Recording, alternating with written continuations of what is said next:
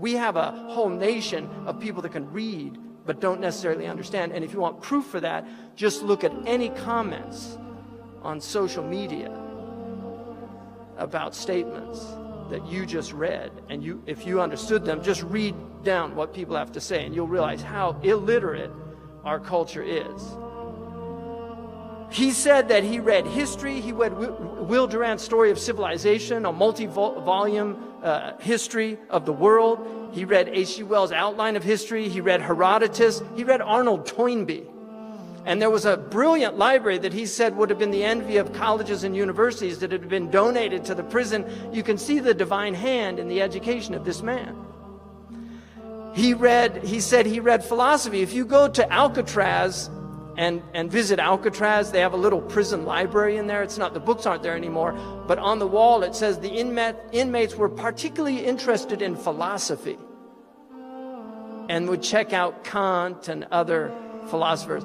He said he read Kant, Schopenhauer, Nietzsche. He was particularly struck by Spinoza.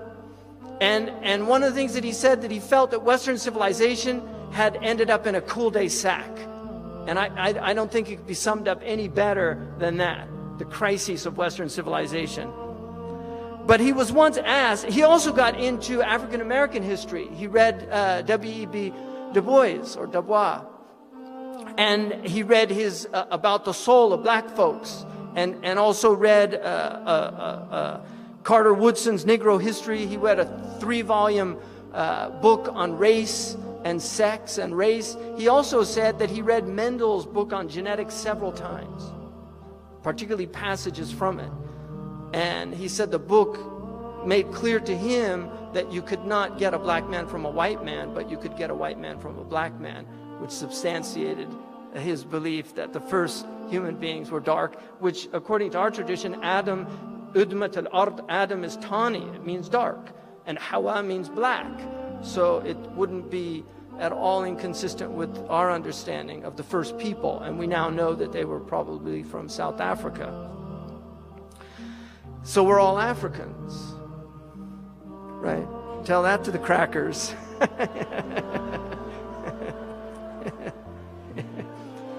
You're a mutation. Melatonin deficiency. Some people say that that's part of the problem with the behavior, is it's just a deficiency. This man was a highly educated man who I would argue that he had a far superior education to many of the PhDs and college graduates. He definitely knew rhetoric. He knew logic. You can clearly see his knowledge of logic is displayed constantly in his argumentation, his pointing out fallacies, logical fallacies. Somebody accused him of being a communist. He said, why would you conclude that? And he said, you spoke at the socialist, at some venue of communists in New York. He said, I spoke at Dr. King's church. Does that make me a follower of Dr. King? He said, I spoke last week at the Methodist church. Does that make me a Methodist? Right? This is logic. So when he said, every time I catch a plane, I have with me a book I want to read, right? And that's a lot of books these days. If I weren't out here every day battling the white man, I could spend the rest of my life reading, just satisfying my curiosity, because you can hardly mention anything I'm not curious about. I don't think anyone got more out of prison than I did. In fact, prison enabled me to study far more intensely than I ever would have if my life had gone differently and I had attended some college.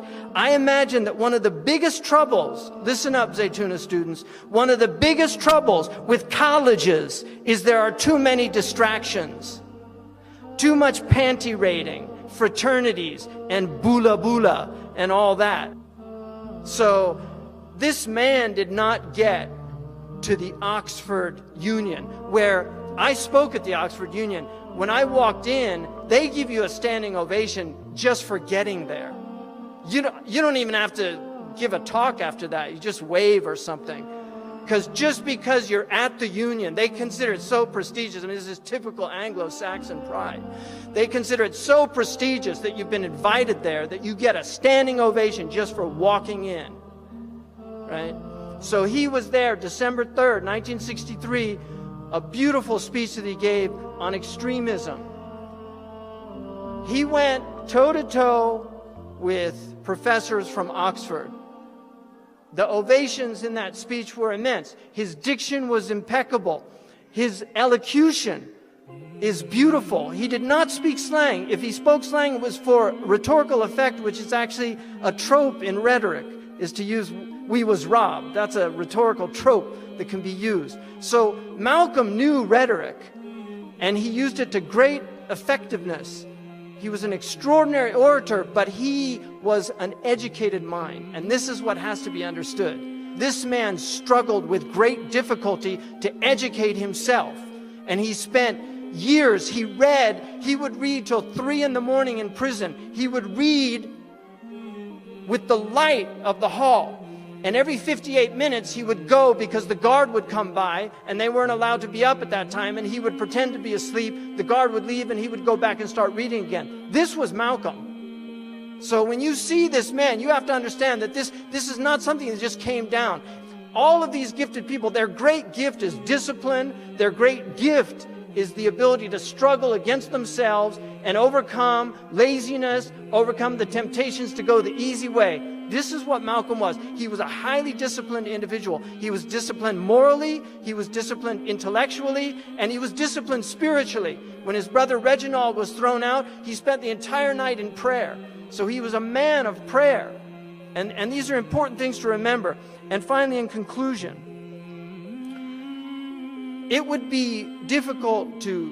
Malcolm died at 39. It's hard to believe that he was so young when his life was taken away. I mean, that's when the prophets begin, at the age of 40. That's when the intellect really begins to mature, and it reaches its real height, during those years. So we don't know what would have happened, and I'm not going to speculate. But one of the last speeches that he gave, and he stopped using black nationalism in that last period because he was struggling with trying to grapple with what the real problem was. And he recognized that there were whites in Algeria that he met, Berbers that are white that he met, that said they didn't resonate with that word, black nationalism. So he was struggling in himself to find something. But he was asked 1 month before he was killed, "What do you think is responsible for race prejudice in the U.S.?" And Malcolm said, "Ignorance and greed, and a skillfully designed program of miseducation that goes right along with the American system of exploitation and oppression. So it takes education to eliminate it. And just because you have colleges and universities does not mean you have education. The colleges and universities in the American educational system are skillfully used to miseducate." I couldn't put it better.